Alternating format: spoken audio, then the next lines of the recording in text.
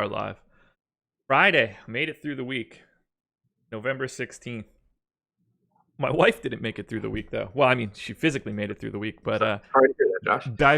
diverted into Charlotte last night due to weather. So, supposed to be home last night.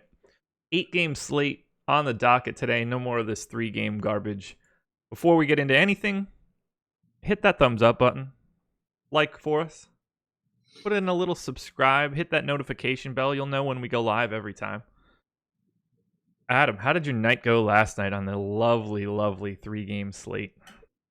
It sucked, man. I took a pretty strong stand on not rostering Hernangomez on DraftKings, and I didn't have him projected to shoot like 85%. So it was kind of an uphill battle for me. I didn't quite get there. What about you? I also didn't quite get there, although not due to Hernangomez.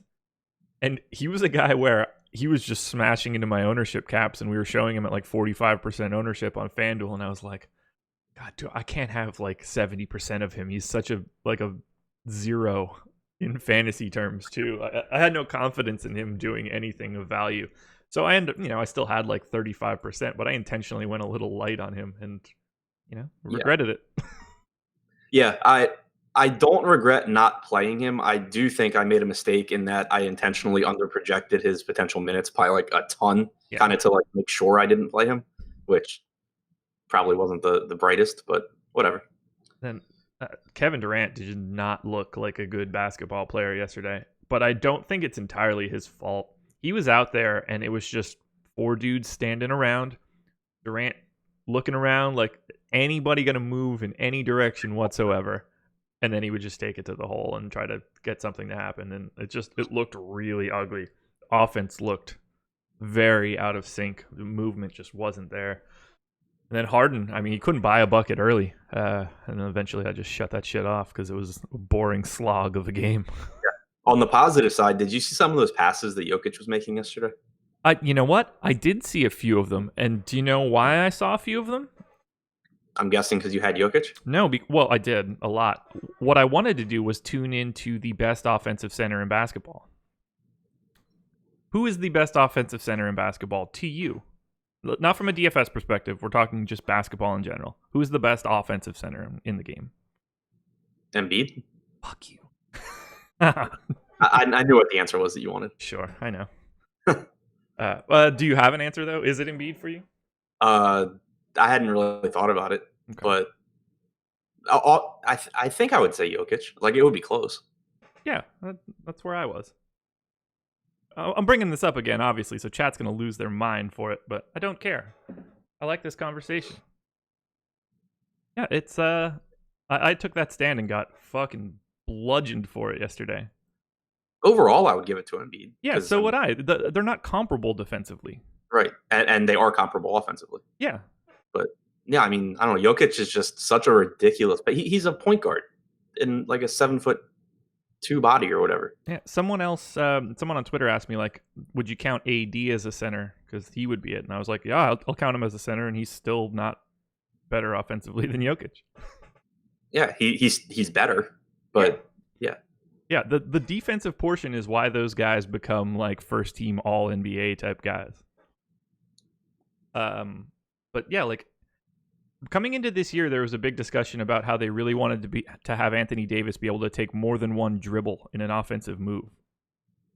Like, people don't think about that because he's a freak athletically, but like coming into this year, they weren't confident that he can make a 2-dribble move offensively. I'm not making that up. That's a real thing. Yeah. You can't. It's just you're not going to have that same sort of thing. Like, Jokic is fantastic. Yeah, again, I mean, AD, incredible defensively. That's what brings up the balance. You got to separate that shit. But no, some of those passes from Jokic were just insane. He's a wizard. I mean, Zach Lowe has called him the best passing big man ever. I trust his opinion more than basically anybody in basketball knowledge at this point. So yeah, he's a wizard, man. Who's a better offensive player, Cat or Embiid? So hard to separate this year in your head now of like Jimmy Butler turning Cat into a sissy. Right. I don't know. I mean, I would say even though I don't really feel confidently in that, just because I like Embiid so much. Yeah. Look, I love Embiid. He's a personality, skill set, amazing. I think Jokic is shooting like 40% from 3 this year too, which is hilarious. If Joel Embiid was shooting 40% from 3, he would be way scarier. I think he's like 31 or 32. All right, that's enough ranting. We're 6 minutes in. I brought it back up again just to drive home the point that it's Jokic. That's all. 40.5% for Jokic. 40. There you go. Nikola Jokic is shooting 40.5% from 3 right now. 32.9 for Embiid. Is that his best ever? I have no idea. Okay. I was using StatMuse and not like Basketball Reference, so I don't have other years listed. To say AD isn't better than Jokic offensively is a horrendous take. Nikola Jokic was the best offensive big man in RPM last year by a mile, higher than every guy that's getting named. Two sides of this game. Two sides of the game. That's why, like, who's a good example of like a slugger in baseball that has nowhere near the value that we thought they did 15 years ago. Chris Davis? Sure. Wait, which one? the one that the Orioles are paying like $800 million to? Yeah. All right, let's get into it. First game up on the docket on this 8-gamer, because I counted those out before. There you go. A lot of early, these 7 o'clock games are not great from a fantasy perspective. Oh my God. Boston Celtics hosting the Toronto Raptors. 108.25 implied total for the Celtics. 106.75 for the Raptors. Obviously, quite a bit of a defensive matchup here. Let's start from the Boston side, where on FanDuel, I'd be happy if I got no one. On DK, there are a couple spots that I think are feasible because of price, but this is not an appealing spot for me for anybody from Boston. Do you like anything here? Not particularly. I mean, it's just two great defensive teams. Neither one plays fast. I'm still trying to get my pricing and stuff pulled up so I can, double check that. But and then unless somebody's, really, really cheap, like you have, I mean, there's a ceiling for Kyrie at 7,700, but that's not something I'm going to prioritize here. Hayward's minutes are up, which is nice, but he's still playing like shit, and it's not a great matchup. Yeah, there's nothing here that I feel great about. Yeah, like Hayward at 5,400 now that he's getting 27, 28 minutes. On DraftKings, I think you can look at it, but everybody's just sort of priced where they should be. The minutes are flat-ish for most of this team. And it's a matchup against Toronto, and that's terrifying. So I'm good. Like, I got 2% of Marcus Smart on my first crunch, and that is it. Yeah, I mean, if I project Kyrie for 34 minutes, I get him as a slightly above average play. But on this slate, I assume I'm going to end up with guys that are better than slightly above average. Yeah. And that's about it. Everyone else is just like correctly priced or under or overpriced. Do we have ownership yet? Nope. Just checking. Yeah, I wish I had a hot take for the Celtics, but I certainly don't. Marcus Morris for 5,300 on FanDuel is just better than his price on DraftKings. That's all I could say. I don't think he's a particularly good value on FanDuel either. It just so happens that he's better than he is on DK. Let's go to Toronto, I guess, where I only got one guy in my main crunch. I did not get an overwhelming amount of Kawhi Leonard tonight, which makes me happy that my model is recognizing that it's not just 65% Kawhi every night, like blindly. You didn't get Kawhi tonight? I was like 70%. No, you didn't. No, I don't. I got a flat 0, which honestly surprises me a little bit, but I was too busy giving 65% of my exposure to Giannis. So we'll get there for sure, but he's going to be, I would imagine, incredibly popular. Yeah, I would think he probably should be. I get a lot of Danny Green for 4,200 on FanDuel. I don't get anybody else on this team. I don't see anybody else as a particularly good value. unless I'm missing something or have somebody's minutes wildly off. Danny Green as a shooting guard option on FanDuel is the only real spot I want to go to. What about you? I like this team actually even less than Boston. Looking at their DraftKings prices, the only spot where I see myself going, and it probably won't matter. Ibaka is expected to play. If for some reason he doesn't, then you get Valanciunas again, which hopefully will go better than last time. But outside of that, there's nothing here that seems underpriced to me. Gonna be a good game. I enjoyed watching it. That opening night or like first couple nights of the season, Celtics and Raptors played. Yeah, I think it was like the second night, maybe. Yeah, the non-traditional opening night, the first like full slate. Yeah. Yeah, I watched that whole game and it was fantastic to watch. So I'm hoping that continues. But from a DFS perspective, I'm good. Indiana Pacers hosting the Miami Heat. Like I said, this is not great. Pacers 109 implied total. Miami Heat 104. Guess we'll start with Victor Oladipo. I got 7% of him, but 9,900 on FanDuel, 9,300 on DK. I love the dude, and he certainly has ceiling, especially on days where he gets one of those overwhelming amount of steals games. The Heat have been turning the ball over pretty aggressively this season, so that kind of plays into Oladipo's hands, but I don't know how much I can get to at 9,900. Do you want to have any Oladipo here? Probably won't have much. Like, I'm just not going to force him in, and there's going to be guys that we talk about that are cheaper than him that I think have nice ceilings for their price tags. There's no question that Oladipo can go for 50 to 55, but I think that once you start paying over 9K for him, you're putting yourself at a disadvantage at other spots. Yeah.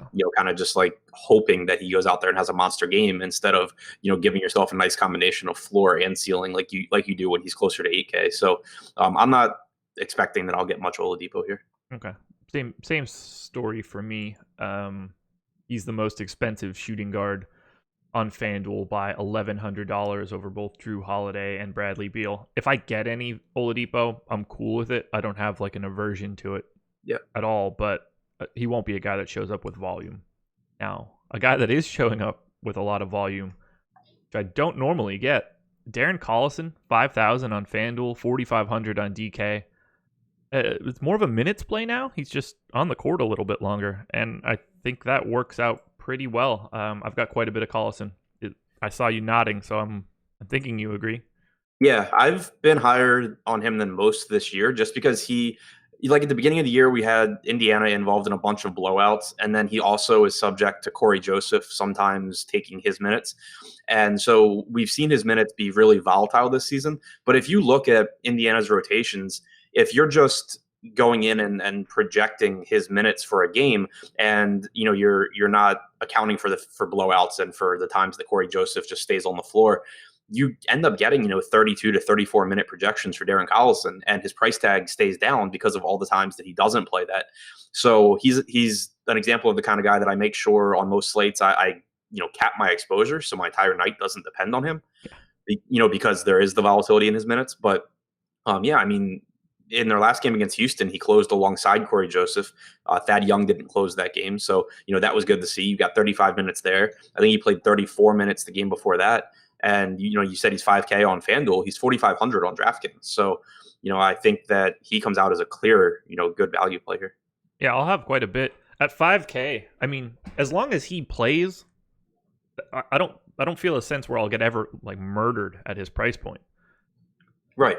Yeah, more often than not, he's probably going to go for like 23, and you're going to be like, nah, you're Darren Collison. Yeah, and to me, and it's something that I think kind of makes a difference in roster construction that doesn't really get talked about, the fact that Oladipo is really expensive makes it easier for me to get the Collison, because I don't necessarily love the idea of having both of them on the same team. And if Oladipo were underpriced, then I would kind of feel like I'm giving up Oladipo to get Collison. But here, where I don't expect to get much Oladipo anyway, I may as well have Collison. Completely agree. Another enigma on this team, Myles Turner, 5,400 on FanDuel, 4,600 on DraftKings. This dude's price is just tumbling and tumbling and tumbling, as it should. He's playing like 25 minutes a game. I always have a hard time not like I don't know. I just always want to have Myles Turner, and he just continues to not be any good. Yeah, I don't even know that it's a combination of him not playing great, but also Sabonis just being an absolute monster. Yeah. So yeah, I mean, at 4,600, if you're max entering tournaments, by all means, take a chance on Turner in some lineups. But it's just not someone that you can feel very confident in. He clearly can go off at that price. Like he's too talented for that price tag. If he plays really well and actually gets on the floor in the fourth quarter, he should just blow it out. But Sabonis is just so good as his backup, and you run the risk every game of Sabonis coming on in halfway through the third quarter and just never leaving the floor. Who saw Sabonis coming like this? I definitely have made arguments back, what was it, last season when Sabonis first became the starter with an injury, about how he was useless for DFS purposes, and that did not age well. Oh no, it certainly didn't. I don't get the sense that it was like a super wrong take at the time. It just ended up wrong. Yeah, he also has been an insanely good rebounder, which to go along with improving offensively. I don't know how. If I remember correctly, I don't think that you pay much attention to anything along these lines. But what could Indiana get from Myles Turner right now? I have absolutely no idea. Okay, I thought so. And that's a ignorance take. Like I don't know. It's not me saying like Myles Turner sucks. Right. Yeah. It's just it's not something you pay attention to. Right. This would have turned into a 30-minute discussion with Laffy. So thank God this isn't yesterday. I don't know what they do with him. They've got him signed now to a decent contract, but he's clearly not what they want, and I feel like they'd just be better off swapping him out for another guy who signed a similar deal. Yeah, I wish he would go somewhere though, just because I like him as a player. I feel like he should be good. Now I just need to know how much he's making. Myles Turner. Focus spot track. Can you flip him for Otto Porter? 17? I would trade Otto Porter for anyone. Like that, they need a guy more like Turner. They've got Oubre to like slide into the Porter spot. Turner making 17.5. How much is Otto Porter making? I think it's a lot more than that. Max. It is, but it's not that. Yeah, it's fucking way more than that. 24.5 right now. I thought he had a contract that was dropping in value year to year, but I'm not right. Yeah, I would love to get rid of Otto Porter. My only aversion to that is I would like Scott Brooks to have less centers, not more of them. Yeah, that's a good point. Anybody besides Collison standing out for you? I can't take Tyreke Evans' minutes low enough without him still being a value. Yeah, I haven't gotten Tyreke Evans like once this season, I don't think. I don't know how that's possible. Not like, do you have an idea of why? Because he plays like 18 minutes. Right. So I don't disagree with that, but for me, historically, he's like a 1.1 fantasy point per minute guy, which even when I put that in there and crunch him, I get him. Yeah, I just don't get him. Like, I mean, if I project him for 18 minutes, I get, 20, 21 DraftKings points. Yeah, I have him in for 19 minutes right now and 22 points, a 5.6x guy. So, like, I hate it. I immediately, I have to change his exposure every night to, like, 5%. But it's a real weird scenario. I don't know what else to do with him. People are probably playing him in my stuff, like, oh, he's coming up a lot. It's just... There's nothing I don't know how to nerf him anymore. I think I have his talent set correctly and the minutes set correctly. It's just, that's the quirk of optimization. It works at 19 minutes, but it doesn't appear that he's ever going to play anything more than 20 minutes. You will have a great night the time that like Oladipo sprains his ankle or something. Yeah. Oh my God. I'll have like 80% Tyreke Evans that day. I mean, I think everybody. No, I meant like sprains at mid-game. Oh, yeah. That'll be the day where it pops off for sure. Yeah, I don't have anything else to talk about in Indiana besides the 17% Tyreke Evans I got on my first crunch. Yeah, no, I mean, Collison's the only one standing out for me. Yeah, I'm going to end up with quite a bit there. Let's go ahead and change Tyreke Evans to 5% and call it a day. Let's go to Miami, where I only got 5% of Wayne Ellington and 1% of Kelly Olynyk. Is there anything here that's... I mean, Josh Richardson, 6,500 on DK is starting to get kind of appealing. Yeah, he's the only guy. I mean, Whiteside, the same thing we always say, like he can go nuts, but he's just more expensive than I really want to pay at center here, I think. Richardson, that's a pretty significant price drop on DraftKings. I think he was like 7,400 last time they played, and he does lose value with Goran Dragic back. He loses, assists, but he also is more involved offensively this year than he ever has been. He plays big minutes. It's still not, close to a core play for me, but he is the one guy here that I would be most interested in. I would agree. At 7,200 for Richardson, I don't have much interest, particularly against the Pacers, who are very solid team, very solid defensively. This is just another empty game for me outside of Darren Collison. Yeah, those were two really, really easy ones for DFS purposes. I think it's going to get even easier. Although this one's just weird. So the Philadelphia 76ers hosting the Utah Jazz. Sixers integrating Jimmy Butler. Jazz coming off of probably the worst loss in the history of the Utah Jazz. So... yeah, I was out drinking and not paying attention, and they got blown out by Dallas. They got beat by like 50. Yeah. It lowered their, I'm going to get it wrong, but it lowered their offensive rating from like 10th in the league to 20th. That's insane. Yeah, I got on like Twitter the next morning and just saw something about after the Jazz blowout loss to Dallas, and I did a double take. Like that happened yesterday. Wow. Now I just want to look at it. Yeah, 118 to 68. That's so bad. Yeah. Oh my God. That was 2 days ago, right? Yeah. It was the same day that Phoenix beat San Antonio by 20. Yeah, great day there too. Let's look at this box score. So, oh my. The Utah Jazz had a 39% effective field goal percentage. Dallas 63.5%. They got a lot of offensive rebounds, so congratulations to Utah there. They were 14 of 21 in shots at the rim, 2 for 15 in all mid-range shots, 0 for 5 from corner threes. Everything that could go wrong went wrong there. When Jay Crowder has the most shot attempts on your team at 12 and he goes 2 for 12, you are probably not winning shit. Yeah. There's no situation where he should ever have the most shots on the team. Especially if they're not going in. Unless they're all at the rim. Right. Oh, man. That is a super, super ugly game. Oh. Anyway, so now they got a date with Philly. I guess we'll start on the Philly side with the third best offensive center in basketball, Joel Embiid.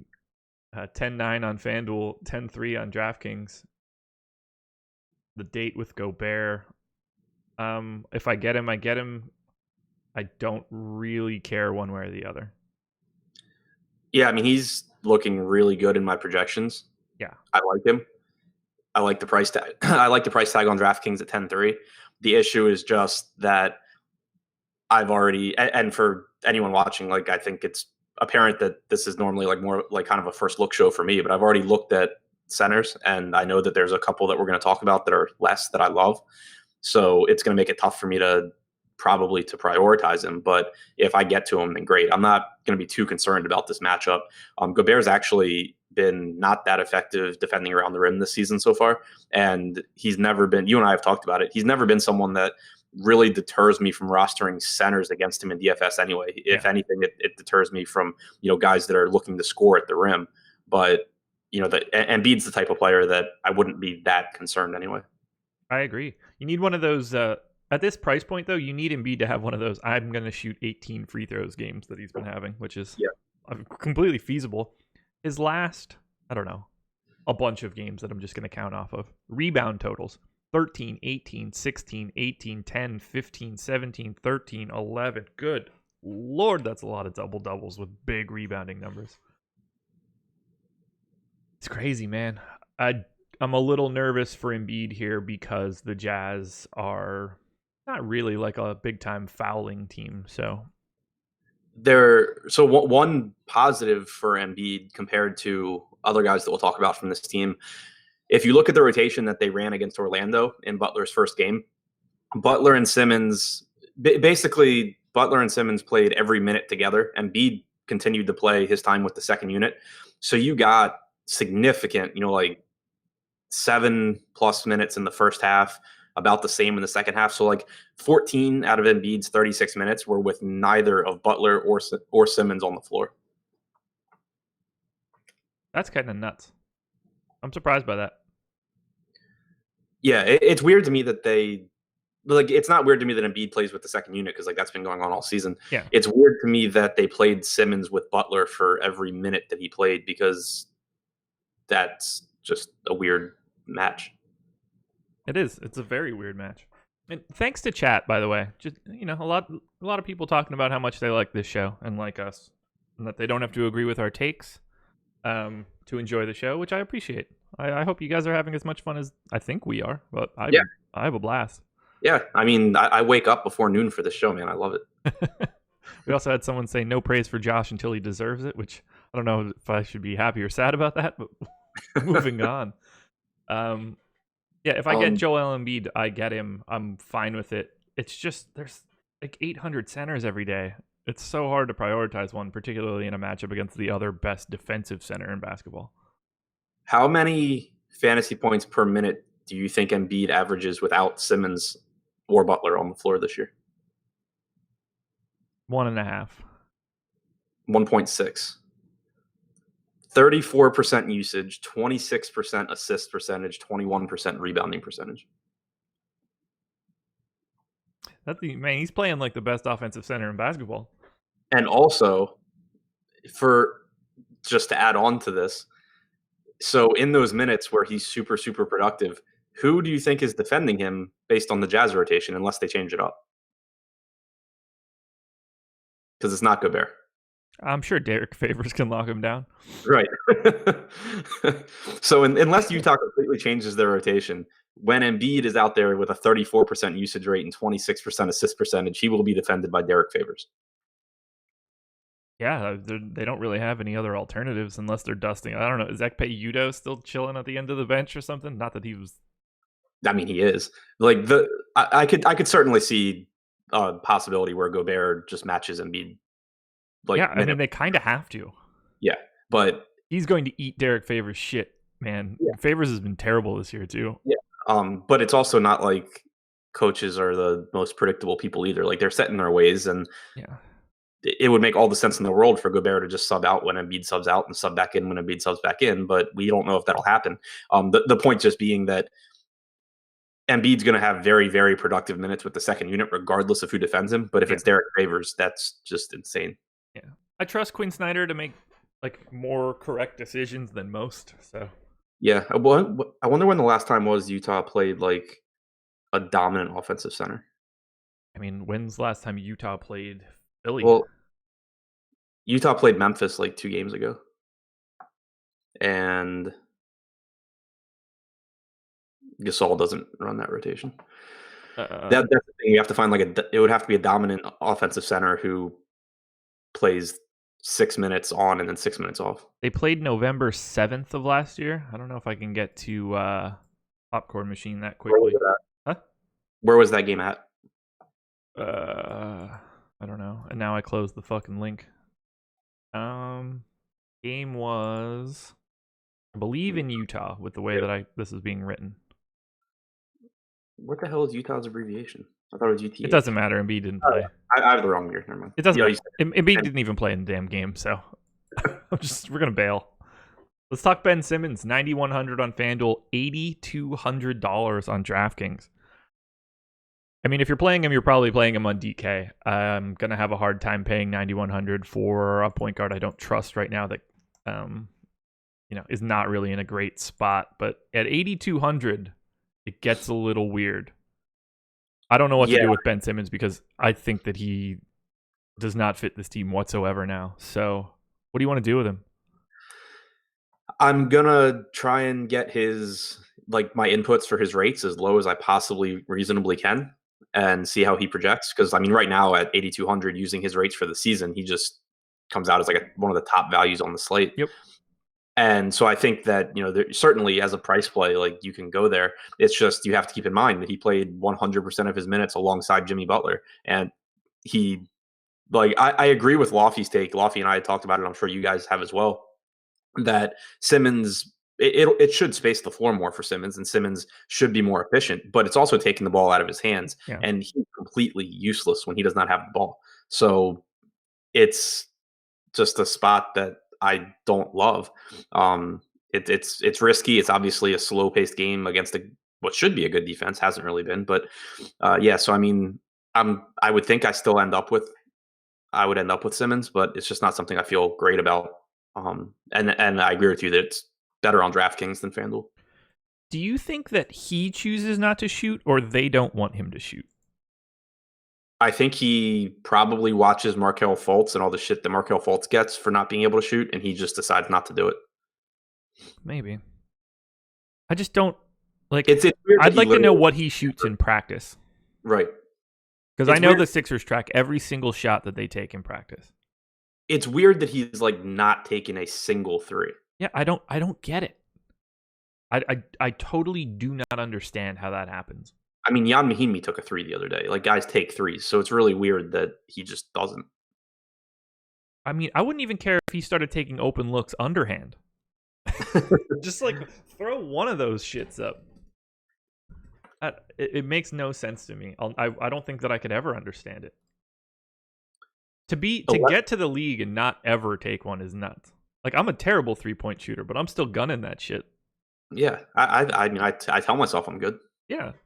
Just, I can't imagine ever passing up an open look from three unless you're like Bismack Biyombo or something. Right. 11.9% usage for Simmons in that first game with Butler.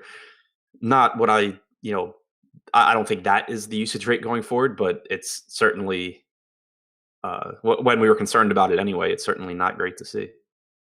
Circling back, because we do have ownership out right now at awesemo.com, where promo code NBA Strategy gets you 7 free days if you want to check out that ownership.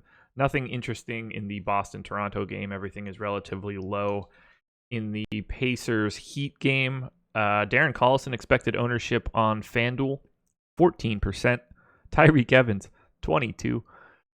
On DraftKings, Darren Collison's expected ownership is, that's me doing a drum roll, 6%. Gonna have a few more shares than that. He's always low on DraftKings. Yeah, and then there's nothing else of value, so haven't missed anything there. I guess we needed to... What'd you say? What is Ben Simmons at? Ben Simmons ownership on FanDuel, 18%. I will not be near there. 16% on DK. Embiid is at 6 and 8, respectively. I think the next guy that we're going to talk about is the one we need to talk about. Jimmy Butler, 8,300 on FanDuel, 7,300 on DraftKings. If I'm playing a Sixer, it's Jimmy Butler. That's a really nice price tag. 20% usage in that first game. Didn't really do anything peripheral-wise. 4 rebounds, 2 assists. Yeah, I mean, it's just a mess. Like, I kind of just want to still stay away from these guys, except for Embiid, if I can get to him. Especially because it's still just not a super appealing matchup. Oh no, not in the least. This one's just all price for me. Yeah, I'm trying to get up Philadelphia's touch numbers because I know how much, like, Lofty looks at them a lot, but I'm just interested in seeing what happened in that game as far as, Butler and Simmons. But I'm not sure if I'll be able to get it pulled up in time. Somebody in our Slack chat just dropped a YouTube video of Ben Simmons making 9 threes in a row at practice. Like, just shoot one then, man. Right. It's really weird. Yeah, I'd like to have a little bit of Jimmy Butler here. Just because the price is appealing. I don't expect it to be like a really good spot or not, but when the price drops on a star player, I'm always going to have a little bit of interest. Anything else for the rest of Philly? Any Redick, Muscala, Wilson Chandler? Is Chandler still like min priced on FanDuel? 3,800. I'm not opposed to dropping him there. I agree. Can we talk about how much Landry Shamet and Trae Young look alike? Sure. I think they look alike. I don't know what it is. Every time I see Landry Shamet, I think I'm looking at Trae Young and vice versa. I just realized how little I've watched the Sixers this year because I can't even picture. Good. Just Google them both quickly in Google Images and take a look. I know it's like I'm just looking at Shamet now. I just want to know if I'm crazy that it's like. No, I can close. say I can definitely see it. Yeah. I don't know if I'm the first person on this bandwagon, but yeah, no, I definitely agree with you. Kind of it's kind of like Matt Barnes' child. Yeah, I like it. I like it. Hopefully they got the mother's temperament. Let's go to Utah, where, as per usual, I'm getting a lot of Donovan Mitchell, 7,800 on FanDuel, 7,200 on DraftKings. This feels like a pretty good spot for him. I just don't ever trust him anymore. I don't know what to do with it. Yeah, I don't have. I can almost guarantee I won't have any because I never do. Yeah, it's another day where I just won't understand it. But we have him at 5% ownership, so I could have no problem going to 15 and walking away. What do you have him projected for? 36.5 DraftKings. Oh, there it is. I've got him at 40.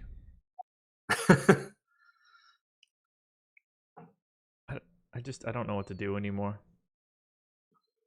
Damn you. The only guy. Go ahead. What? I'm just damning Donovan Mitchell. It's really weird too that I haven't been getting him because I really like him as a scorer. I like him in DFS. I played him a ton last year. I just haven't been getting him this year. Not that I'm using the same model as I have in the past, but just it makes me uncomfortable not rostering him. But so far it hasn't really hurt. The only guy from Utah that, at least looking at DraftKings pricing, is really popping up for me is Gobert, but it's just such a deep center position that I kind of doubt I'll end up with much. Yeah, so I just made an adjustment. I have Donovan Mitchell's usage rate set to 29%. He's been at 29% this season, but just because of the way this team works, I'm having a lot of trouble getting enough possessions after I distribute them all. So after redistributing the additional possessions, it's pushing Mitchell to 31% usage. And I think I just have to naturally bring him back down to his number and allow those possessions to redistribute to everybody else. Yeah. I think that's sort of where my problem has been. So good to know. Because I have him at 29% also. Yeah. And that's getting him at basically a point per minute. Yeah. And, it makes sense. Lots of Joe Ingles, Jay Crowder, Favors. These are all guys that play and don't soak up a lot of possessions. I mean, Gobert at 16% or something. Josh hates DFS. He just loves playing with Excel. It's more true than false, to be perfectly honest. It really is. I could never see another sporting event again. It probably wouldn't change anything about my life. Yeah, I think we've talked about that, how DFS just kind of ruined sports. It really did. I think that's why I love Liverpool soccer so much now. I could watch it. I don't play DFS. I can get invested in it. I don't have to listen to 600 shitty takes about how they think someone's good or bad. It's just I watch my fandom rules and that's everything. Yeah, I need to find something like that because I hate soccer and it's not going to be soccer. But but no, I mean, it's I went through it with poker. I can't play poker for fun with friends because it's just I'm too competitive about it, and I can't play a $5 freeze out with 8 buddies. Right. I'll be all in on the first hand. I don't give a fuck. It's $40. Right. That and it's it's still super competitive to me because I used to take it seriously, and so I either am the asshole not having not being fun to play with, or I'm not having fun. But sports has kind of become the same for me. It's I don't care anymore. And it used to be the hobby that I went to get away from everything. I'll get a message on G chat, and the wife will be like, "Oh, should I pick up Bears defense or Ravens?" And I was like, "I don't fucking care. Just flip a coin. It's defense and season long. Jesus." And it's sorry, I'll take a look at it. Damn. Oh, you know what I wish we could watch more? Somebody said Ultimate Frisbee. I would watch the shit out of that if it were on. And it's on from time to time. I could get into lacrosse if it could grow. It's really big here in Maryland. Yeah. We didn't have it in my high school, so like it never became a thing. But I always enjoyed watching like the playoffs on ESPN2 and shit when it came around. Yeah, we had a club team at my high school. We had a varsity team. They got in too many fights like before I got there, so they disbanded.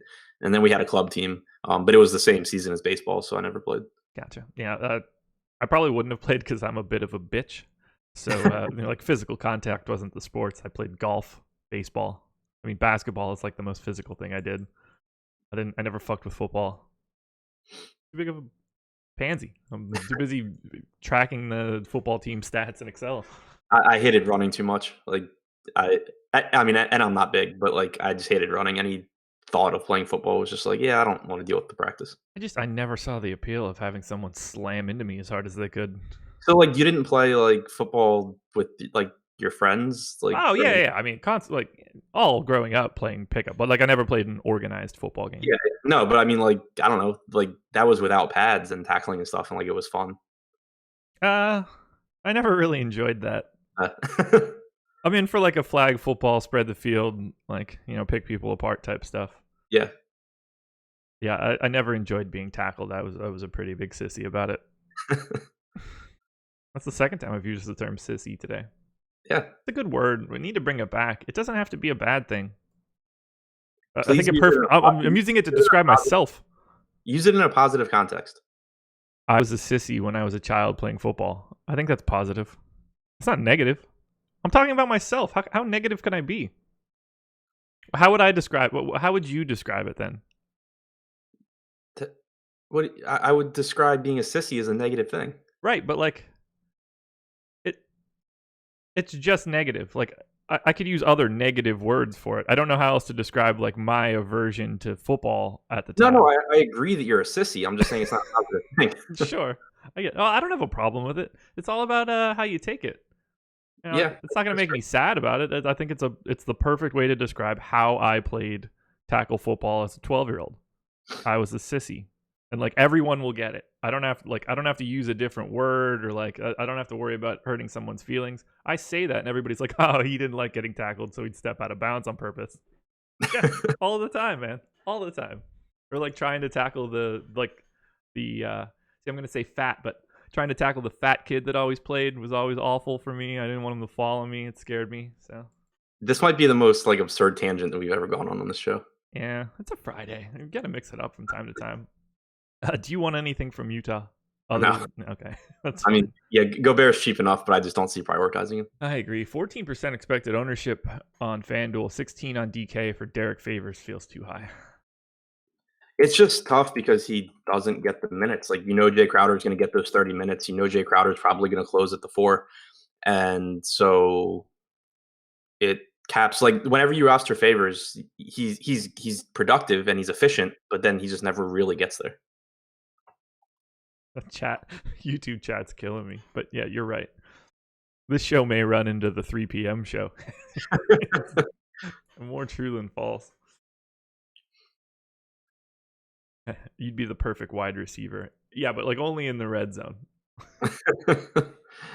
I'm not much of a threat in the opposite 20. I would have been a great kicker. Played soccer growing up. I'd have been real good there. Could have been fuck, why can't I remember his name now? Punter from West Virginia. Went to Barstool. Yeah. I can't think of his name either. God, Colts, Matt McAfee. Yeah. I could have been him. Like, I mean, not physically, like not with the physical talent of being an NFL punter, but like that would have been my ceiling. A kicker who like says stupid shit. Osimo's not gonna fire us.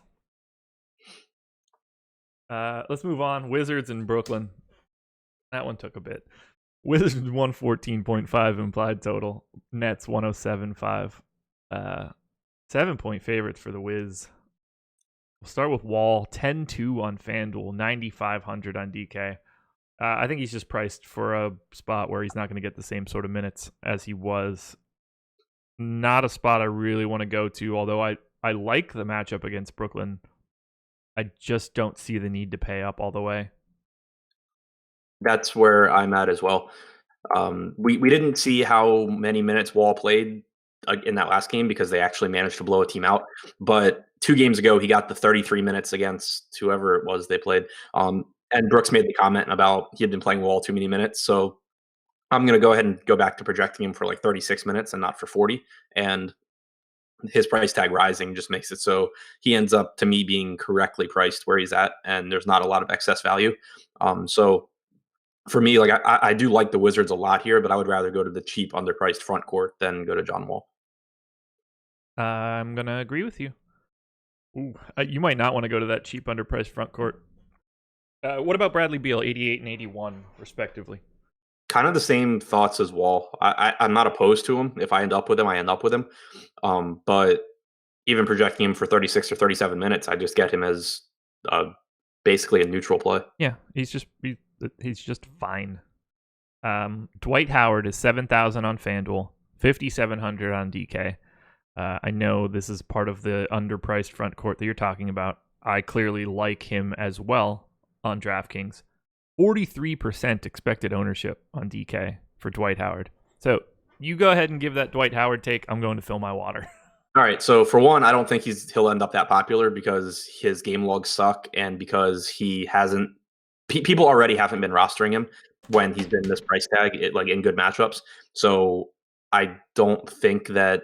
I'm not saying he'll be unowned, but I doubt he gets like that high to where I don't want him. But yeah, I mean, his price tag on DraftKings in particular, it's just so cheap that even though he hasn't been playing well, and we know he's still playing through an injury, and there's risk in that Washington can close small, especially if their bench unit's playing well, all of that factored in, if you even give Howard 28 to 30 minutes, he's clearly a really good play at 5,700.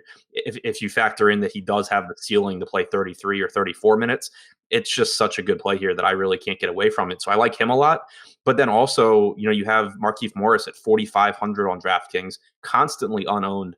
And he's another guy who it doesn't show up in game logs because he's had foul trouble this year and they've been in a couple of blowouts. But in competitive games, Morris should play at least into the low 30s, if not more. We saw 39 minutes from him in their last game that was competitive. But even if you project him for 30 or 32, he becomes a really good play at that price point as well. So I really like Howard. I really like Morris. And then Porter is the one that I'm least confident in out of that group, but I think that he's underpriced as well. Yeah, Morris at 4,500 is that is a very, very appealing price tag. 4,800 on FanDuel as well. Yeah, and Morris has been down there the last 2 slates on DraftKings, and he's been, I think, 2% and 1% owned, respectively.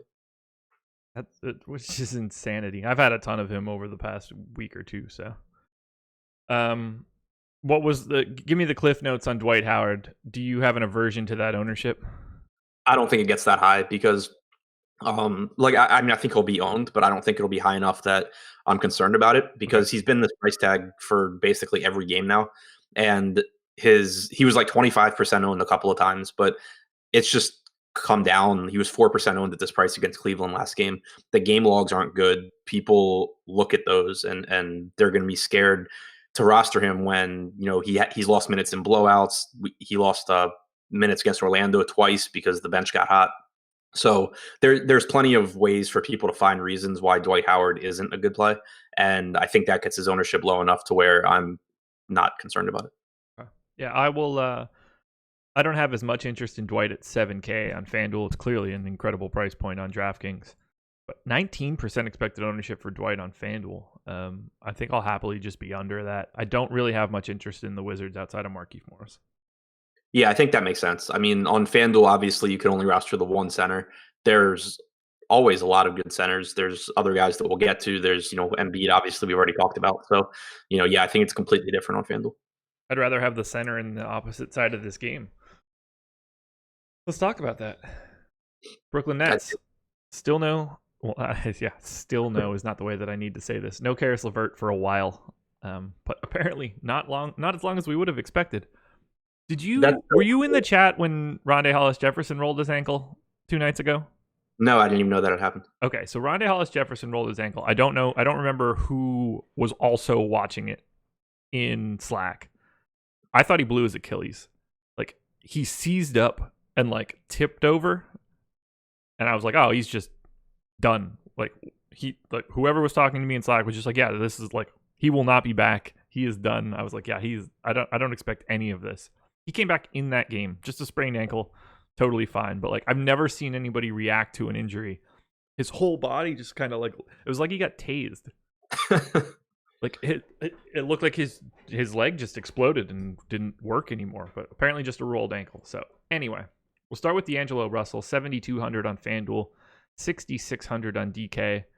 Getting a little bit of love on DraftKings. I think he's, priced at a point where I see upside in him. I would have no problem getting to Russell. Yeah, no, I mean, I like him. The minutes obviously are concerning when you talk about Kenny Atkinson and his rotation, but LeVert being out should open the door for Russell to get, closer to 32, 34 minutes. He was in foul trouble against Miami, so we can't look into that too much. He picked up 3 fouls in the second quarter. He just got pulled early in the third quarter. It was just a weird game where he wasn't really playing well and he had fouls. So I'm not using that game as too much of a baseline. What I can take away from it is he played 9 minutes in his first stint of the first half. And then without the fouls, he would have played another 6. So that gives you about 30 minutes. Maybe if he's playing well in the second half, you get a couple more. So I think you get 30 to 32 minutes from Russell here. But the appealing thing is that without Karis LeVert on the floor, you also get a more productive Russell. 29% usage, 36% assist percentage, 1.1 fantasy points per minute since last season without LeVert on the floor. And this is a Wizards team that plays relatively fast. They don't play much defense. So I think that there is plenty of upside for Russell, who, even in those 23 minutes against Miami, I think he had like 18 field goal attempts or something in that ballpark. Yeah, 18 field goal attempts in 23 or 24 minutes against Miami.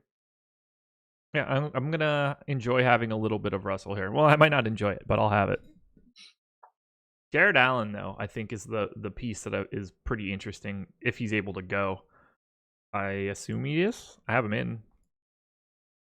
Yeah, I mean, it was just an illness, right? And we're going on like a week. I thought he had like a sprained ankle or something. Am I wrong? I thought he was sick. I could be wrong.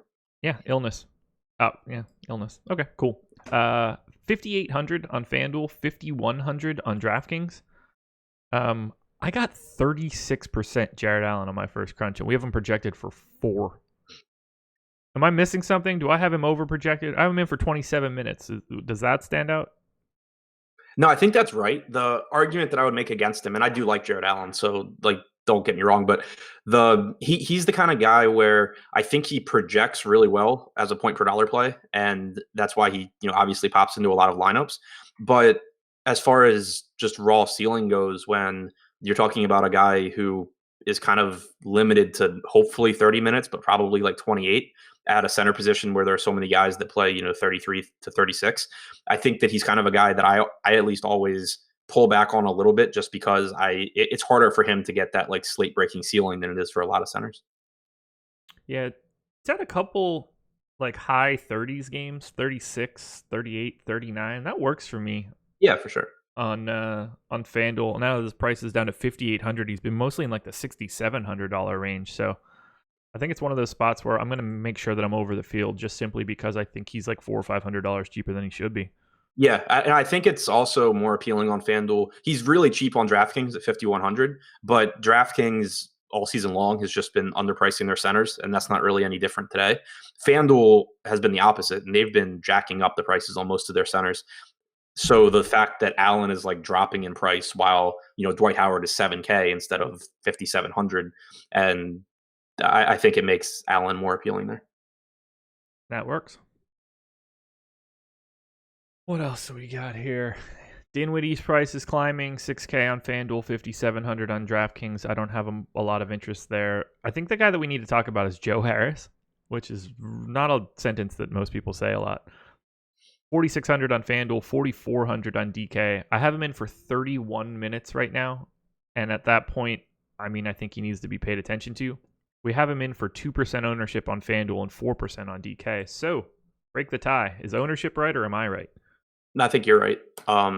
It's not a spot that you're going to feel super confident in, but with Levert, like he was locked in the big minutes anyway. Levert out does nothing but solidify them or maybe kick a couple more his way.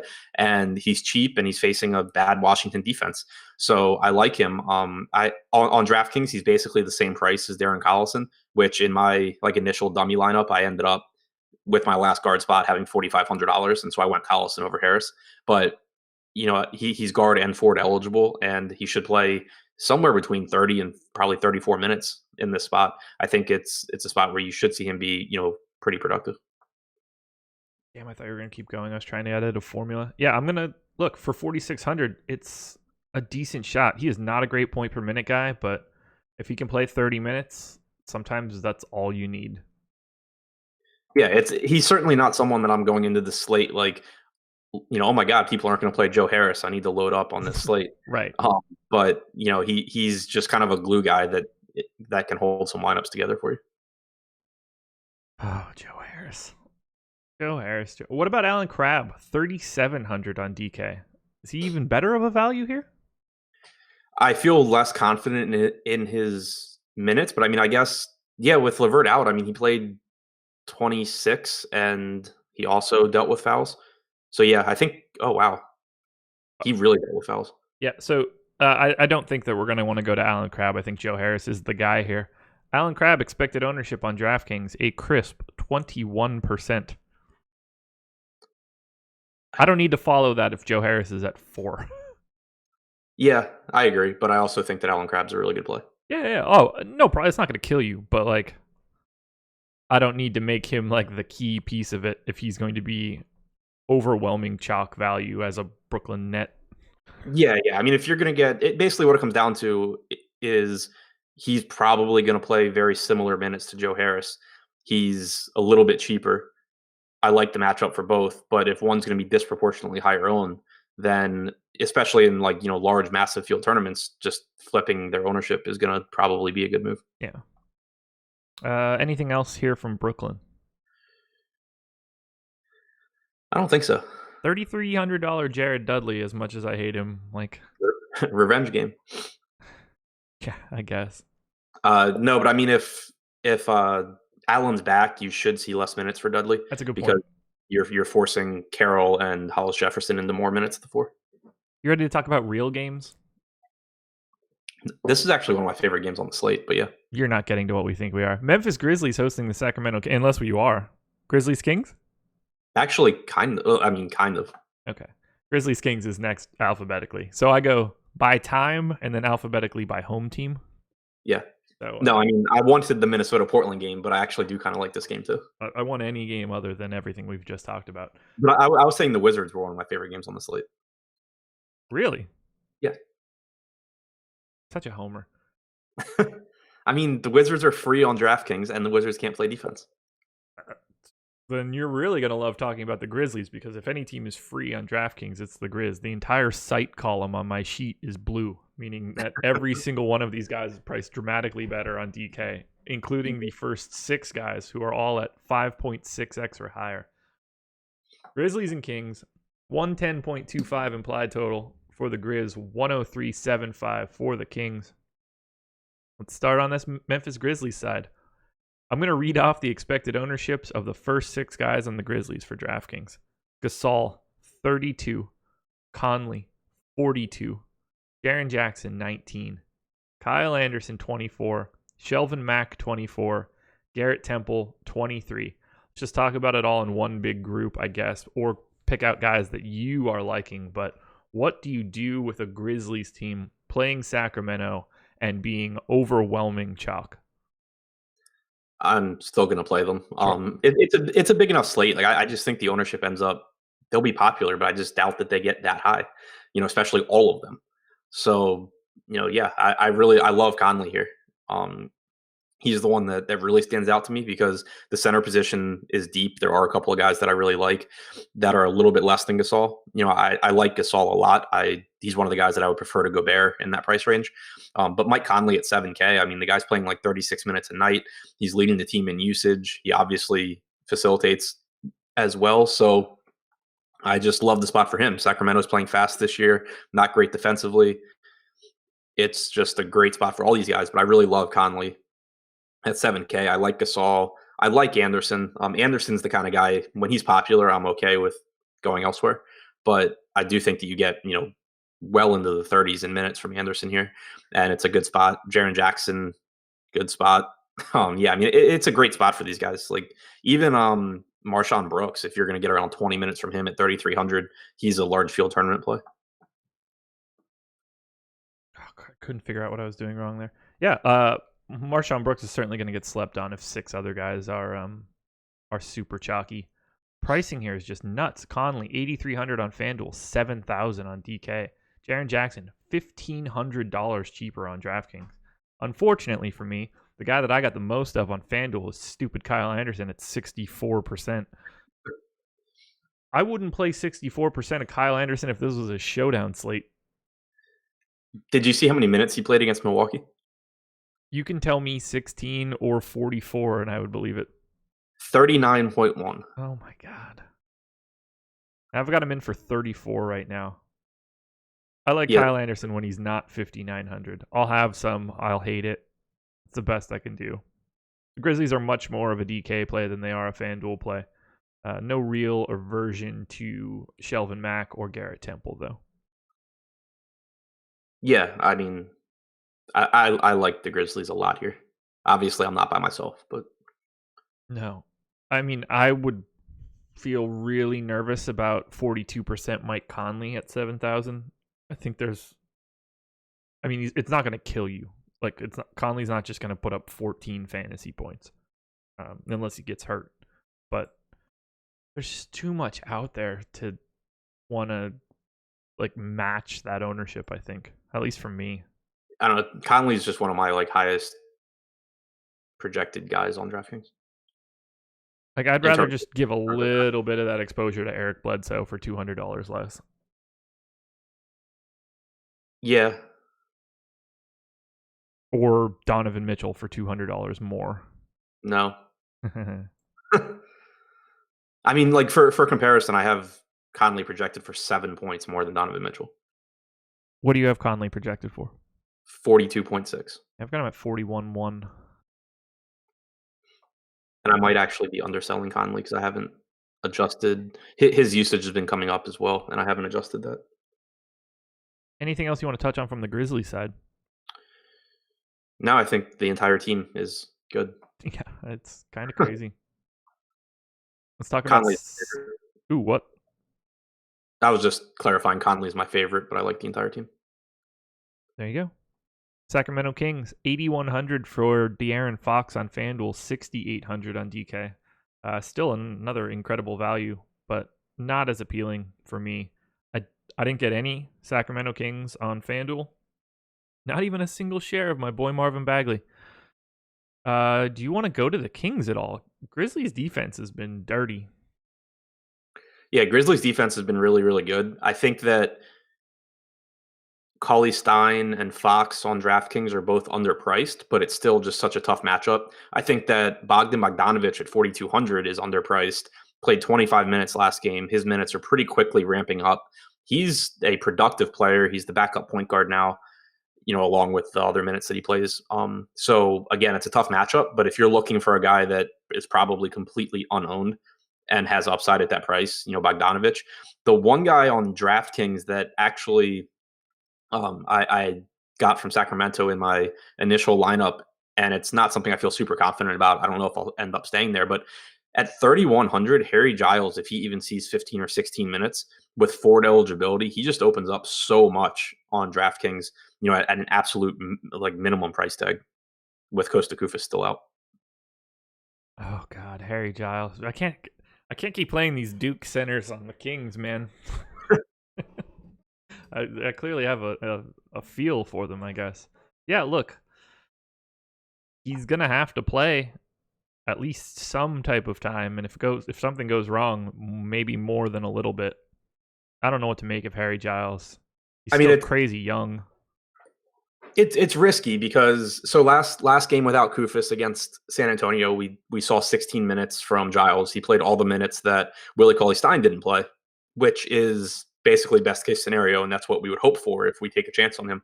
But the 2 games like prior to this season that Costa Koufos missed, Harry Giles played like 8 minutes in the first half, and then Marvin Bagley played backup 5 in the second half. And if that happens, obviously you're screwed.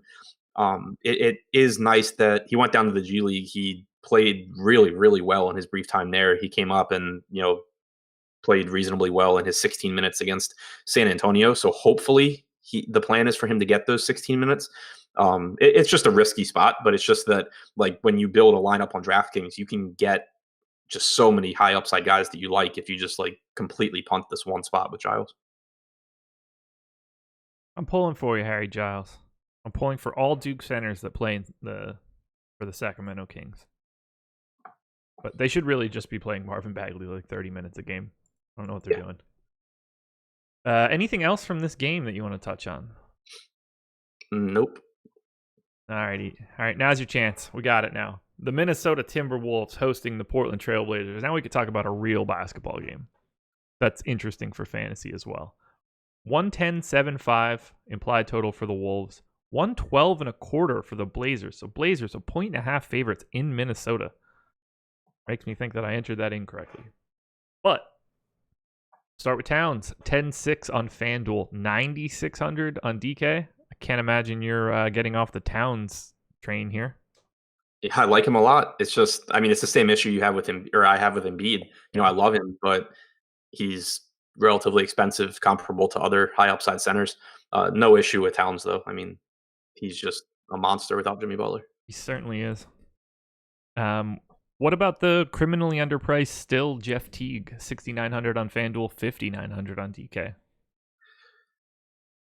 Yeah, I like Teague. I think it'll depend on Rose for me. It sounds like Rose is good to go, and if Rose is back, I have Teague playing less. Okay, so let's say Rose is in. I think this is an important distinction here. What would you have Teague's minutes set for? I had him projected for 30 last game if Rose was in. Okay, so I went to 33. I have Rose at 29, and I think that Tyus Jones is the biggest detractor here now. I don't know how confident I am in that. What do you have Rose for? 30. So I had Teague playing 30, Jones playing 12, Rose picking up 6 at point, and then Rose playing 24 as the backup to Wiggins. Okay. So basically, I took Okogie out of the rotation. Yep. And so I have Rose playing 6, basically as at point, playing 24 as Wiggins backup, Wiggins playing 24 at the 2, and then Wiggins being Covington's backup for another, 12 minutes. Covington getting his 36, Saric and Gibson splitting, and then Towns and Jang splitting. We're basically on the exact same spot. I've got 36 for Towns, 12 for Jang. Done. I've got 26 for Gibson, 22 for Saric. I can make that 24 and not really care all that much, but I think we're on the same page there. So it's really just sort of the margins of the point guard, shooting guard piece. I'm so surprised at how many minutes they've been playing Jeff Teague in situations where they could very clearly give more minutes to Tyus Jones, and they don't seem to be doing that I don't see Teague's minutes going down as much, and they just kind of keep Rose at 30. I don't know, though. Yeah, it comes down, basically, our only disagreement is you have Tyus Jones at 9 minutes, and I have him at 12. Yeah, basically. But either way, I think that if you project Teague at 30 minutes, he's okay. If you project him at 33, he's still okay on DraftKings. Mm-hmm. So I think Teague's fine. I'm not jamming him in like I did the last 2 slates though. That makes sense. 13% expected ownership on DK right now. Wiggins showing signs of life in that last one. 6,900 on FanDuel, 6,100 on DK. You like any Andrew Wiggins? As much as I ever do. Yeah, I know the feeling. It's fine. If I end up with him, I end up with him. I wouldn't talk anyone off of him. It was nice that he actually had a big game without even shooting really well. Yeah. But, the minutes are going to be there. Usage should be there. it's still Andrew Wiggins. You know, he is shooting well this year. I think he's shooting 40% from 3 right now. Really? Mm-hmm. It might even be slightly higher than that. Yep. You double check it. I don't want to talk out my ass. Do that enough during the show. 41.7% on 5.5 attempts. He's up a shot and a half from 3 a game this year, and he's making them at a 42% clip. Coming along, Andrew Wiggins. Coming along. I see you. Robert Covington, 6,500 on FanDuel, 5,300 on DK. I mean, it's hard to avoid. It's just too good of a price, and Tibbs is going to run him into the friggin' ground. Yeah, I still think the price tag on him is obviously really, really good. Yep. 41 minutes in his first game. I love the first 4 guys, Towns, Teague, Wiggins, Covington, all look really nice on DraftKings. Really nice price points. I'm not playing any Derrick Rose at 7,200 on FanDuel or at 7K on DraftKings. Yeah, no interest in Rose for me. I think Saric is fine as a punt at 4,300 on DK, but there's nothing more. There's not enough minutes to go around right now. Yeah, exactly. Portland.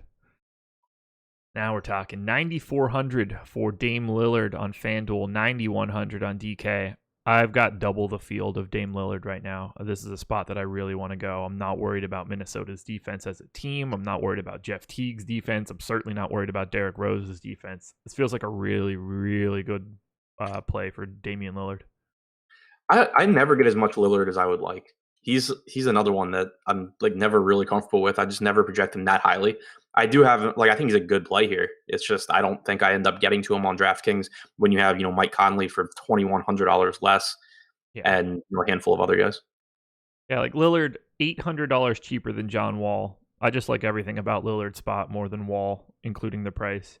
He's $300 more expensive than Ben Simmons. I don't see them as particularly comparable at all today. I would much rather have Lillard. So he becomes like the de facto top point guard for me. Yeah. And that's a good point with Simmons on FanDuel compared to DraftKings as well. He's 900 less on DraftKings. Yeah. We have Nurkic, 8,100 on FanDuel, 7,100 on DK. It was the most recent game that he kind of went ham, right? Yeah. I'm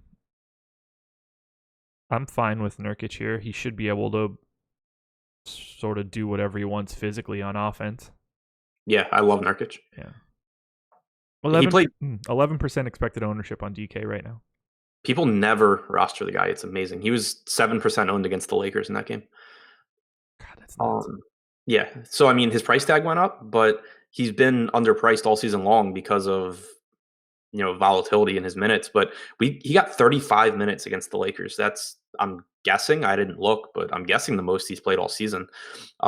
Zach Collins played 16 minutes. So the fact that Collins is playing more alongside Nurkic, I think helps Nurkic because basically it's hard to like map out a rotation where Zach Collins just like doesn't really play. But the fact that they're playing him alongside Nurkic makes it easier because we know that they don't really care if Myers Leonard doesn't play. Right. So I think that it makes the ceiling higher for Nurkic. And even if you project him for 30 to 32 minutes here, it helps also that this is it's a big front court. So it's not a game that is going to go small. And outside of foul trouble, there's no reason that Nurkic shouldn't be closing this game. So, I mean, even if you project him for 32 minutes, he comes in as a great play for me. If you project him for 35 again, he's like one of the best plays on the slate. Completely agree with you. I hate doing this. CJ McCollum, 6,700 on FanDuel, 6,500 on DK. Another day where I get a lot of CJ McCollum, and I don't like it. What do you want to do with CJ today? Much better priced on FanDuel than he is on DraftKings. Yeah, I like him. I mean, I like Nurkic more, obviously, but on DraftKings, where he's almost $3,000 less than Dame Lillard, it's really appealing to me because I would like to get exposure to this Portland backcourt, and I think it's going to be easier to do that with McCollum than Lillard. Lillard obviously is the better player; he's the higher upside guy, but it's the good matchup for both of them. And McCollum should see a bunch of Andrew Wiggins / Derrick Rose, so I think it's a really good spot here. And at the discounted price tag, I'll take McCollum. Got a note in our premium Slack right now. I don't know what I don't generally care about any narratives, but apparently Harry Giles' best friend from Memphis passed away yesterday, and he said he is dedicating his performance to him. So I hope that he does really well in those 9 minutes he gets on the floor. 16. We're going with 16. I hope he does. Sorry to Harry Giles. I'm sure he's listening. Any Aminu for you? Just sort of whatever comes up, probably. Yep, exactly. Yeah, that's the way that he should be treated. Same with Evans. Do you want any flat minimum salary Sauce Castillo? No, thank you. He just the $3,000 price tag stood out. I'm good on the rest of Portland. Yeah, I think Evan Turner's in the same category as Al-Farouq Aminu. Like, if he ends up in lineups, then great. He probably plays around 28 minutes. Yeah. That's probably it for me. I won't end up with the 49% CJ McCollum that I have right now. I can tell you guys that much, especially if he's only owned at 11%. Moving on. New Orleans Pelicans hosting the New York Knickerbockers. 119 implied total for the Pels, 109 for the Knicks. Honestly, it should probably be higher than that. This should be a track meet. AD 12-8 on FanDuel, 11-4 on DraftKings. He slammed into my ownership gap, 65%. That's terrifying at 12-8, especially the way that this season has been going. But, I mean, this is about as good as it gets. What stops Anthony Davis from everything he wants to do on the New York Knicks? Absolutely nothing. Yeah. Are you a fan at 11-4? I don't have any problem with him. I doubt that I end up getting a ton because I would rather play Giannis, and because like Embiid is $1,000 cheaper.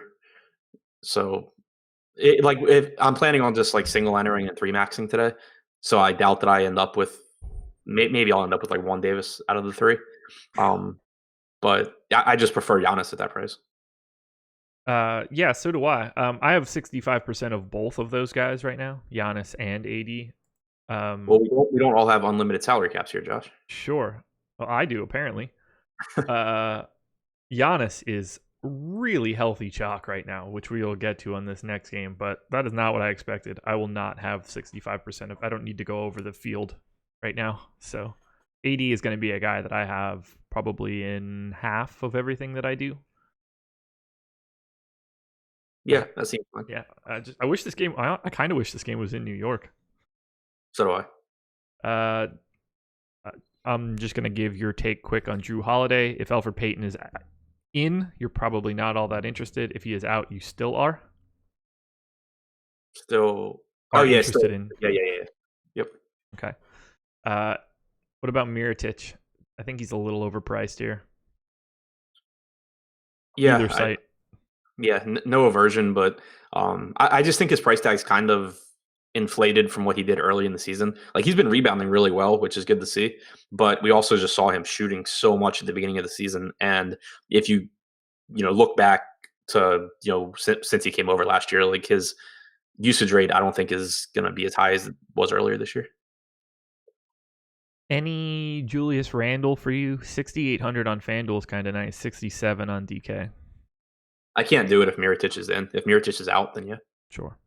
And then the only other thing that I think we need to talk about, probably two things. If we assume Payton is in, I don't want any part of Eton Moore if he is out. Not that I think that these two people like that they matter for each other, but just from a minutes perspective, Moore can get a couple extra. I'm fine with playing him if Payton is out. I don't want him if he is in. What do you want to do with Payton at 5,600 on DK if he's in? It depends on what news we get on him, because they had said if he played last game, he was probably going to be on a minutes limit. Yeah. If that's the case here, I think that I'm not going to end up going there, assuming it's like a mid-20s minutes limit. If I project Payton for 30 minutes, I get him as basically like a neutral play on DraftKings. So I would need like an unlimited Payton, I think, to be interested.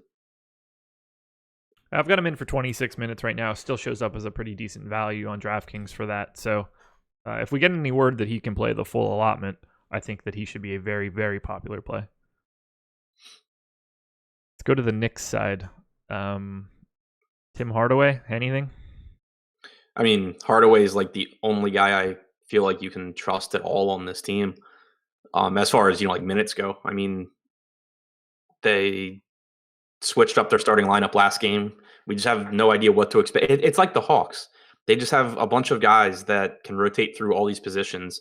They aren't a competitive team, so there's no incentive for them not to just like take a bunch of chances and run different lineups out there and do like random shit. So, Hardaway, if I play Anthony Davis, I like the idea of pairing him with Hardaway, because if this game is competitive through 4 quarters and it's high scoring, it probably means Tim Hardaway's having one of those games where he has like 50 fantasy points.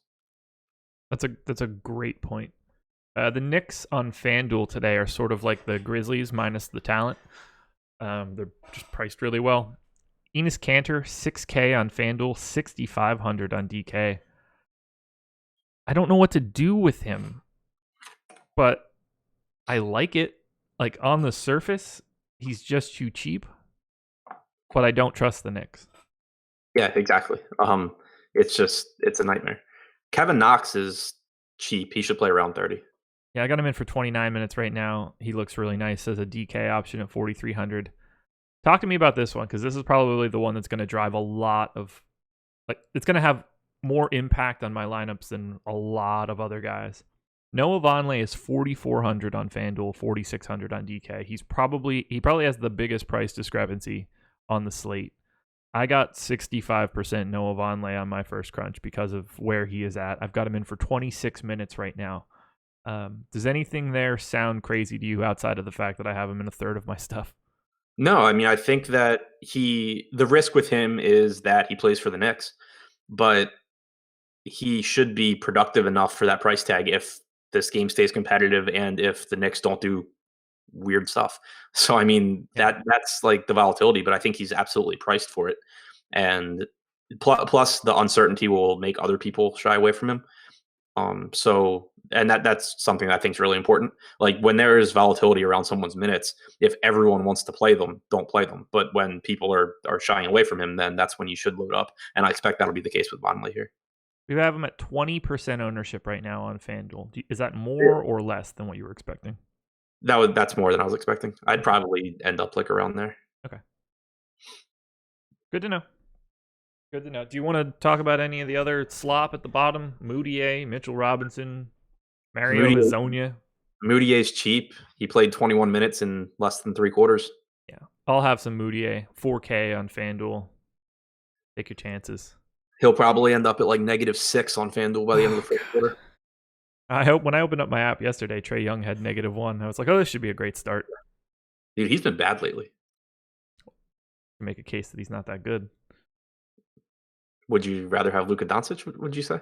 I might just want to have Luka Doncic. Although, if I get Trae Young and the Mavs pick this year, that's something I haven't looked at. One last aside before we finish this off. Let's go to Tankathon. There are 2 things I want to look at right now. One would be the draft order pick odds. So Atlanta currently sitting in the number 2 spot. Where's that Dallas pick? Okay, so Dallas keeps it top 4. There is a 63% chance that Atlanta gets the 10th pick, or 10th or 11th is the most likely scenario for Atlanta out of that. So would you rather have Trae Young in the 11th pick in the draft or Luka? Rather have Luka. Yeah, I mean, I think Luka, but I don't know. I'm always biased towards shooters like Trae Young, and he's a good passer. I mean, he I think he ends up being good, but I've just been really impressed with Luka. Oh my God, the Kings aren't in the lottery right now. That's hilarious. In the playoffs right now? They are in the playoffs right now. Yeah. They are 8-6. They're like comfortably in, but let's just assume for a second that they are out. Let's say I just want to make this point because it's kind of interesting. Let's say they take San Antonio's spot here as like the, 10th worst team. There's a 1.3% chance they win the lottery. There is a grand total of We'll do the first 3 picks. They'd have a 5% chance of picking first, second, or third. There is like a decent, like an okay sized chance that Zion Williamson is on the Sixers or the Celtics next year. That's insane. Kings pick, the Sixers keep that pick if it picks first. Celtics get it for any other scenario. If and when the Kings get themselves in the lottery, if they get bumped to the top 4, like, we're gonna see a really ridiculous player end up on a really ridiculous team. But can you imagine if Zion went to the Celtics or the Sixers? Yeah, that's insane. I don't want to be a Wizards fan anymore. It would be, oh God, it would be, Philly would love him. Oh my God, Philly would, and he would fit like a glove on that team. But like a really stocky glove. Okay, let's finish this off. Milwaukee Bucks, Chicago Bulls. That's not how you spell Milwaukee. 119 implied total for the Bucks, tied for the highest implied total of the slate with the Pels. 105.5 for the Bulls. This should come as no surprise. Bucks defense has been significantly above average. Bulls defense has been putrid. Got to start with the chalk play of the day. Giannis Antetokounmpo, 11.5 on FanDuel, 11.5 on DraftKings. Giannis expected ownership on FanDuel, 42%. Giannis expected ownership on DK, 23. That's the most I've seen a stud in the high end probably all year at this point. How do you want to handle Giannis? Because if anybody out there right now thinks that this isn't the clear best spot of the day, or at least one of the top 2 or 3, just you can leave the channel now. It's Giannis against the Bulls. How do you manage it from an ownership perspective? I'm planning on just rostering as much as I possibly can. Okay. Because I think that you just, in this spot so many times, you're going to just see him end up really close to Anthony Davis. And I have him projected better. Like, I love Davis, but I have to, if I project Giannis for 4 minutes less than Davis, I get them at like the same projection. So assuming they will end up close, like they have the same concerns, right? Like, New Orleans can absolutely just smash New York. Milwaukee can absolutely just smash Chicago. There's a really good chance both of those things happen. But so it's not like I'm going to shift ownership to Davis because I'm concerned about a blowout or something, because they have the same risks. And so to me, I just kind of want to play the guy that I like more, because I think that throughout the day, you're going to see enough people come up with reasons to play Davis over Giannis that it ends up being somewhat close. So as I mentioned before, I'm going to be playing them both in abundance. I feel like it's more likely that the Bucks blow out the Bulls and Giannis doesn't have to be a part of it than the Pelicans blow out the Knicks without AD being a part of it. Like, I can see Bledsoe and Middleton and Brook Lopez and Brogdon. Like, there's just more bodies on the Bucks that I trust from an offensive standpoint. I don't know. I could be wrong there. No, I mean, I agree. I can make the same argument about the Pels. Like, sure, Holiday, if Moore keeps shooting the lights out, sure. Mirotic, Randall. I mean, that's a good point. I think that, and to be clear, I think you're saying the same thing. We're not saying that like either of these guys, it's a blowout and Giannis scores like 30 fantasy points or something. But like Giannis and Brow both scored, like 50. Yeah. And you're kind of like underwhelmed. Yeah. And that the game blows out because these peripheral pieces do more. So yeah, but I mean, I think that can just be the case with either team. I think it's just a really, really, really similar situation for both guys. And I like Giannis a little bit more, so I want to play more. In a vacuum, I would take AD over Giannis. I think Giannis probably takes the lead simply because you expect him to finish a game physically, whereas AD, you very rarely do. That's all from me. So yeah, look, Giannis, I would say Giannis and AD are pretty clearly the two best stud plays of the day. Yeah. I will have 50% of each one of those guys tonight at a minimum. I wouldn't even bat an eye at it. Yeah. And there's enough value in underpriced guys on this slate. It shouldn't be that difficult. Yeah. one of which is in this game. Like I would just rather pay more for Giannis and AD than to pay the 10-9 price tag for Embiid on FanDuel. No matter how well Embiid is playing, ignoring all the bullshit like Jokic, Embiid jokes and stuff from the beginning, there's just too many mid-price centers that I just can't imagine wanting to spend similar amounts of money there. Right. Yeah. No, same boat. Okay. Giannis is not the only buck that I'm getting a large amount of. Let's take a look at it here. Eric Bledsoe, 7,100 on FanDuel, 6,800 on DK. Are you much of a Bledsoe guy? I like Bledsoe. I don't think I get there that much here, just because he's 6,800 on DraftKings, Conley 7K. I get the ownership aspect of it, and if you are fading Giannis, that's the argument for Bledsoe is the production is going to come from somewhere. But just looking at playing time, Bledsoe plays 30 to 32 minutes. And that doesn't really change. You have Brogdon taking the rest of those backup point guard minutes. Conley plays like 36 minutes. So I just can't get myself to play 4 minutes less of Bledsoe than than Conley, unless I'm like specifically making a team where it's like, okay, the Bucks have a great game and Giannis sucks. Yeah, I just actually bringed it down. Fuck me, man.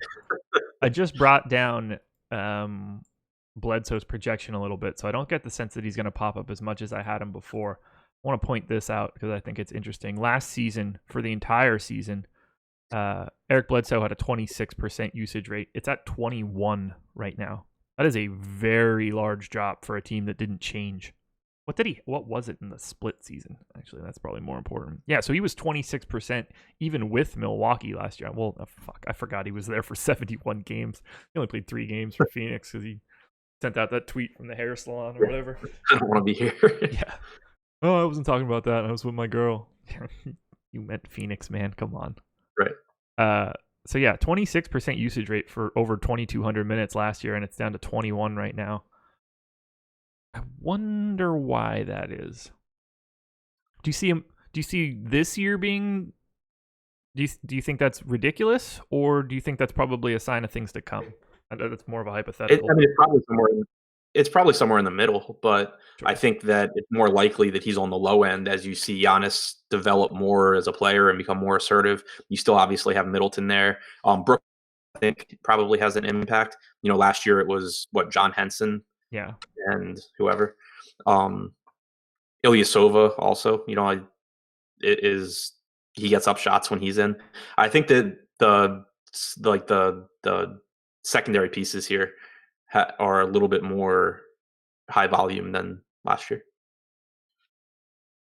He averaged 3.2 steals a game last year. He's at per 100 possessions last year. He's at 1.7 this year. He's taking 3 less shots per 100 possessions. Interesting stuff. Assist rate though up 2 full assists. It's a different Eric Bledsoe. Yeah, that's interesting. So I knocked his usage back in this particular game a little bit. That should help me out a little, but he's still grading out as a really, really nice value at 7,100. I mean, $7,200 Derrick Rose is just above him. Would you prefer Eric Bledsoe at 7,100 on FanDuel or Jeff Teague at 6,900?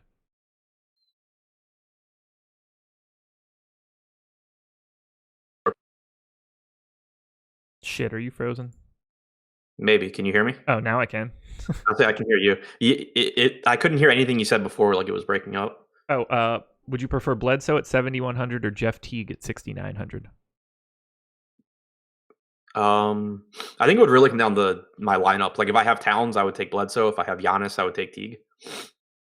I mean, this is probably an easier answer. Bledsoe projected 24% ownership. Jeff Teague projected for 6. Teague. Yeah, that's same. Okay, good to know. Any Middleton for you? 6,900 on DK. Very popular. I like actually him. More popular than Giannis from an ownership perspective. Yeah, I like him more than Bledsoe. He's like the 3rd most valuable buck in my projections right now.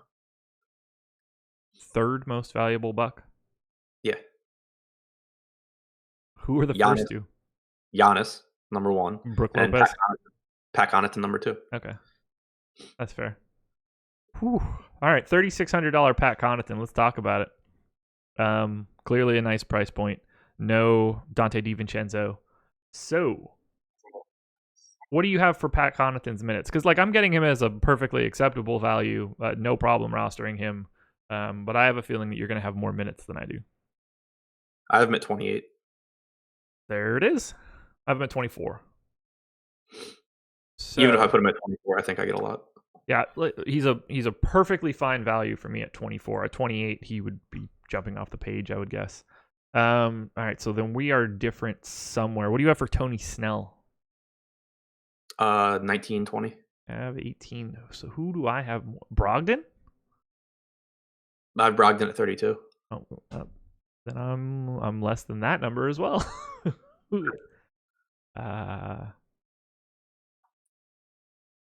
Did you throw in other random wings? No.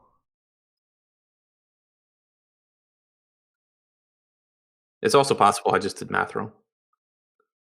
We're good. All right, so I've got Jan. I'm generally a little bit more pessimistic about minutes. So, but I don't think that we'll be off all that much on any of the main guys. I've got Giannis at 35, Middleton at 34, Bledsoe at 31, Brogdon at 29, Brook Lopez at 29, Ersan Ilyasova at 23, Pat Connaughton now at 25, Tony Snell at 18, Thon Maker at 14. I had a couple less on Maker. Okay. I have Ersan. Ersan right now at 23. Okay. What did you say you had him at? 23. Okay. Yeah, Brook at 29 or 30. I do have 2 minutes to go yet, so I have only 238 minutes given out. Not that I would ever I might not assign them. Sometimes when I'm not sure, I just let it go. They get redistributed from a projection standpoint, but they get treated as a 18% usage generic guy for me when I don't get to the total if I'm not confident in who to give it to. Yeah. So I'm actually 3 minutes high right now. So that would put if I take them from Connaughton, that puts him at 25. Okay. If I take them from Snell, it puts him at 16. Okay. Cool. Yeah, I think we're on the same page. I agree with you on Connaughton. So do you not have Ilyasova then as a really good value? No. That's crazy to me. I would have assumed you had 23 minutes, right? Yeah. Yeah, so I have Ilyasova at 23 minutes, Pat Connaughton at 25. I've got Ilyasova a little bit ahead of Connaughton from a value perspective.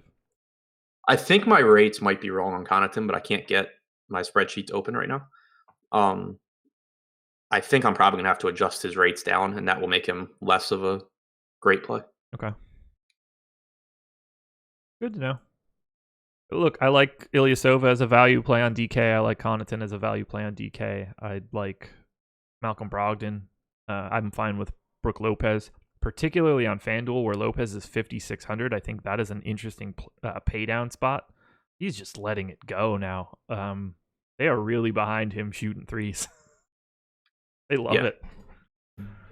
And he's playing huge minutes too. When no Henson, they don't seem very fond of Thon Maker, so I see no reason why Brook Lopez can't soak up time. I'm gonna have a lot of Brook Lopez. He's probably my favorite pay down center. Yeah, I think it makes a lot more sense on FanDuel than DraftKings. Yeah.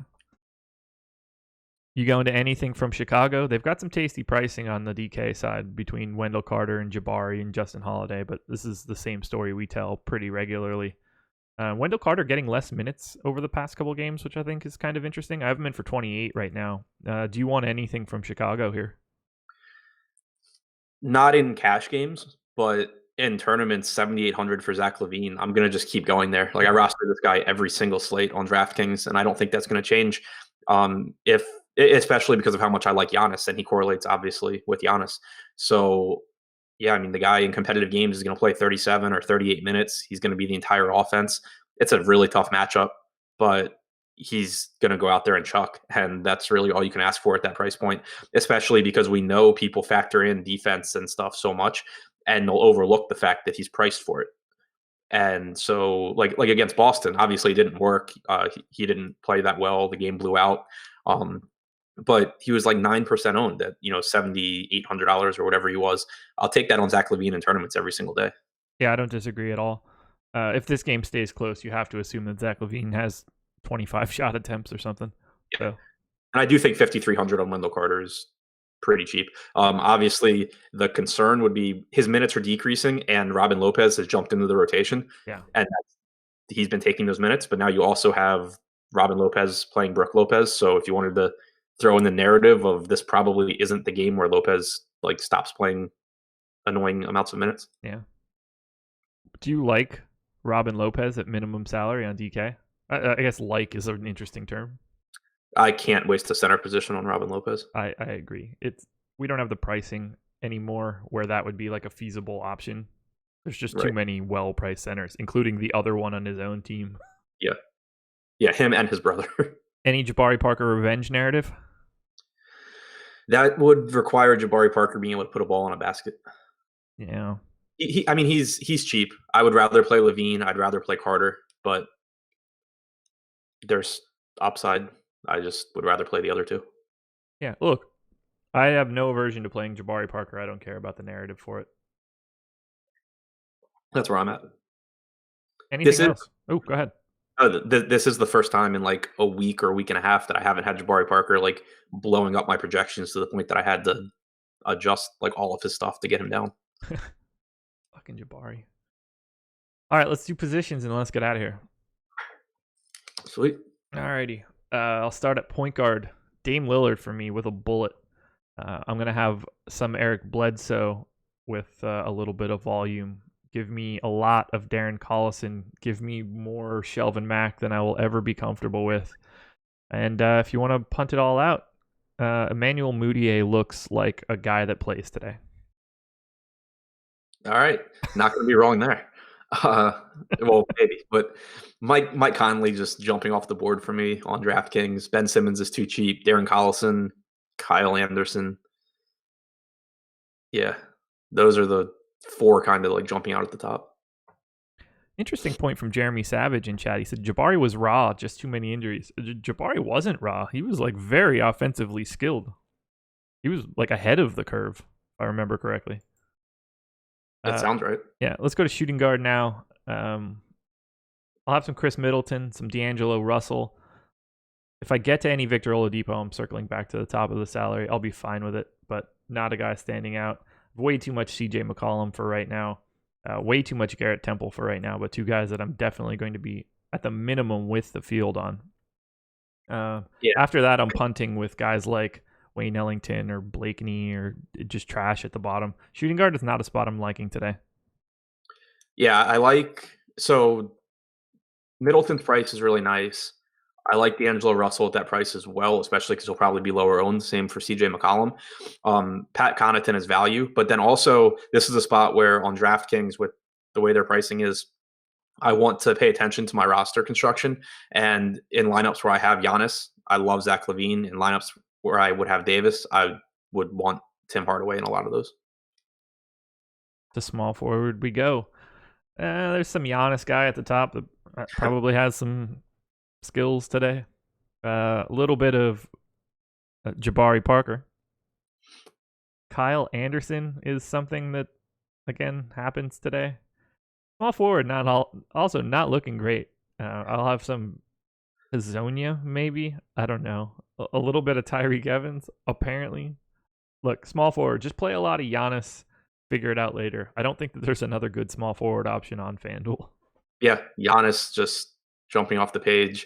Ben Simmons if you didn't play him at point guard. Connaughton if you didn't play him at small forward. Kyle Anderson, Robert Covington. Yeah, I wish Robert Covington was a little cheaper on FanDuel. To power forward we go. Lots and lots and lots and lots of Anthony Davis. Any amount of Jaren Jackson that I get, I'm going to be happy with. I'll have some Wendell Carter. And then I'm going all the way down to Noah Vonleh and Ersan Ilyasova.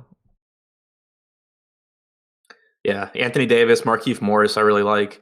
I'm retracting what I said about Nikola Mirotic now that I've kind of updated his stuff. He's actually jumping out to me even in 32 minutes at 7,400 on DraftKings. So I like him. Jabari, Jaren Jackson, both fine. There we go. Final position, center. As of right now, I have a little bit of Embiid. I expect that to come down. I'll probably just match the field. My centers are all at the bottom. So some Cantor, which I don't trust. Jared Allen, which I like but don't trust. Brooke Lopez, which I like but don't trust. But if I'm going to be doing that, I'm happy to be doing it at a price point that's at like $6K. Yeah. Marc Gasol, Yusuf Nurkic, Karl Anthony Towns, Dwight Howard. There Embiid. We go. Oh, you were saying one last person there?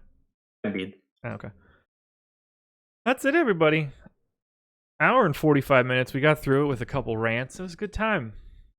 Like and subscribe, hit the thumbs up, do all the good stuff. It really helps us out, so we really appreciate it. If you haven't signed up with Awesemo yet, Awesemo.com has the promo code NBA Strategy, 7-day free trial. Any package you'd like. If you're interested in checking out Fantasy Cruncher, use it on one of those packages. You can dip your toe into the MME waters. I've put out 2 separate Fantasy Cruncher videos over the past 2 or 3 weeks on sort of how to load up projections, how to mass enter, how to upload those lineups to FanDuel or DraftKings. So if you want to do it and you're not sure what to do, we have the video content out there for you. Lofty coming up with the deep dive in the early afternoon. Deeper dive, Adam and Lofty coming back at 5 o'clock, maybe 4:45, so get in there early. And then Chris and Eddie taking everything home live before lock from 6 to 7. Any other plugs we have right now? Nope, that's it.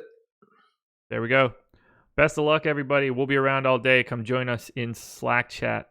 It's probably the best part of it all. We've got a good group of people in there just talking basketball all day. So come join us. Best of luck, everybody. We're out of here. Bye.